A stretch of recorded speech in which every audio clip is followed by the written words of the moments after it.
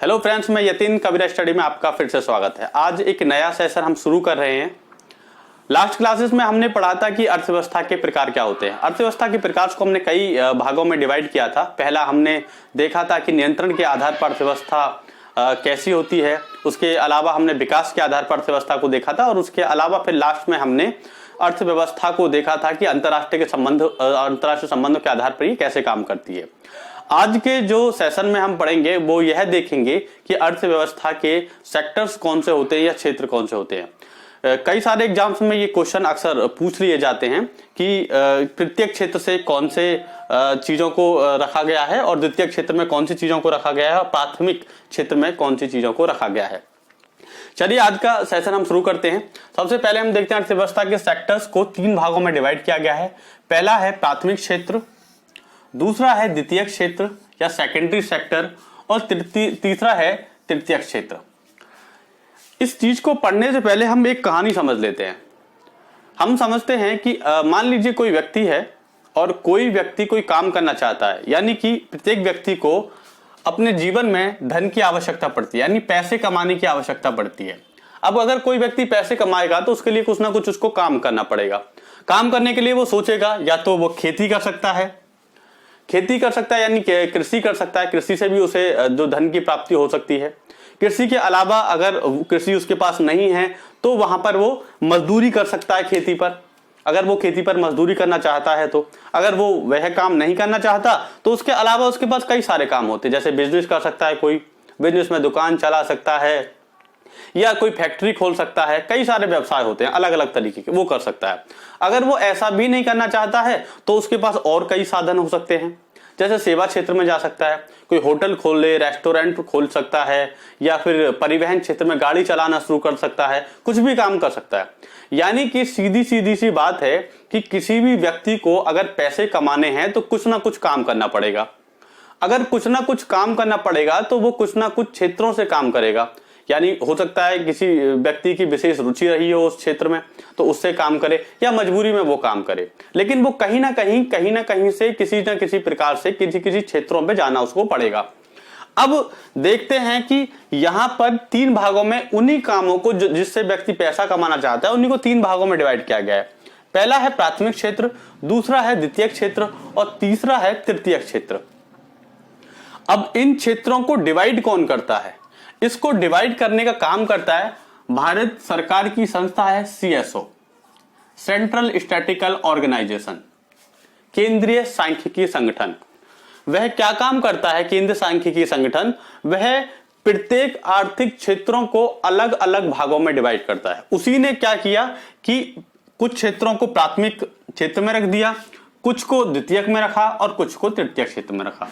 जो प्राथमिक क्षेत्र हैं उनमें किन चीजों को रखा जाता है? उसमें नंबर 1 सबसे पहले कृषि को रखा जाता है। कृषि यानी एग्रीकल्चर को रखा जाता है। दूसरा है मत्स्यन, यानी मत्स्यन का मतलब मछली पालन या फिशरीज होता है, इसको रखा जाता है। तीसरा कुटीर उद्योग, जो लघु उद्योग भी कहते हैं, इन क्षेत्रों को रखा जाता है।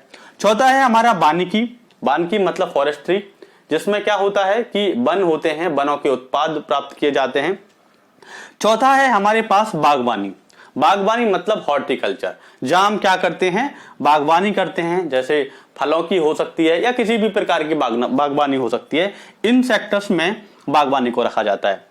अब हमें यह समझना है कि जो बागवानी, ये कृषि, मत्स्यन, कुटीर उद्योग, वानिकी और बागवानी को इस क्षेत्र में रखा गया है, तो इसमें रखने का विशेष कारण क्या है? प्राथमिक क्षेत्र, जैसा कि शब्द से ही पता चल रहा है कि यहाँ प्राथमिक क्षेत्र है, यानी कि यहाँ पे कुछ ना कुछ चीज प्रथम यानी फर्स्ट आती रही होगी। अब यहाँ पर क्या देखते हैं? ये वो क्षेत्र होते हैं सारे के सारे जहां से कुछ ना कुछ कच्चे माल की प्राप्ति होती है, यानी यहां से रॉ मटेरियल मिलता है हमको। जो भी रॉ मटेरियल यहां से मिलेगा या कच्चा माल हमको मिलेगा, उसी को हम प्राथमिक क्षेत्र में रखते हैं। कैसे? कृषि से मान लीजिए गेहूं आपने उपजाया या गन्ना उपजाया। गेहूं उपजाएंगे तो आपको क्या मिलेगा? गेहूं मिलेगा। गेहूं से आप कहां जाएंगे? किसी फैक्ट्री में ले जाएंगे, गेहूं से प्रोसेसिंग करेगा या प्रसंस्करण उसका होता है, तो गेहूं से क्या बनता है? बिस्किट बन सकता है, आटा बन सकता है और बहुत सारे भोज्य पदार्थों से बनाए जा सकते हैं। तो इसका मतलब है जो कृषि ने गेहूं को उत्पादन किया वो प्राथमिक क्षेत्र के अंतर्गत आए, क्योंकि उसने जो गेहूं क्या है? रॉ मटेरियल है, कच्चा पदार्थ है। मत्स्यन भी उसी क्षेत्र में आता है। लकड़ी है, अगर वानिकी कर रहे हैं उससे लकड़ी प्राप्त हुआ तो लकड़ी से भी कोई ना कोई सामान बनता है। तो इसका मतलब है कि इन चीजों से जो भी कुछ प्राप्त हुआ, इन सब से उनका आगे कहीं ना कहीं लेके जाएंगे और कुछ ना कुछ उससे बनाया जाएगा। दूसरा क्षेत्र होता है द्वितीय क्षेत्र। उसमें पहले उद्योग को रखा जाता है, फिर विनिर्माण को रखा जाता है, जल आपूर्ति को रखा जाता, जल विद्युत को रखा जाता है और गैस आपूर्ति को रखा जाता है। उद्योग यानी द्वितीय क्षेत्र में, और तृतीय क्षेत्र में हमारे किन चीजों को रखा जाता है? पहले हमारा परिवहन, बैंकिंग, बीमा, लोक प्रशासन, होटल, प्रतिरक्षा और ट्रेड यानी व्यापार। तृतीय क्षेत्रों के और भी कई नाम हैं, जैसे इसे अदृश्य क्षेत्र भी कहते हैं, अदृश्य क्षेत्र भी इसको कहा जाता है। कई बार इसको हम सेवा क्षेत्र भी बोलते हैं। अक्सर क्वेश्चन जो आता है वो सेवा क्षेत्र से संबंधित होता है, उसमें लिखा होता है कि सेवा क्षेत्र। तो इसे तृतीय क्षेत्र को हम किस किस नाम से जान सकते हैं? अदृश्य क्षेत्र भी कहा जा सकता है, और इसके लिए सेवा क्षेत्र यानी सेवा जो सेक्टर होता है, सर्विस सेक्टर होता है, उसका भी यहां पर नाम लिया जा सकता है।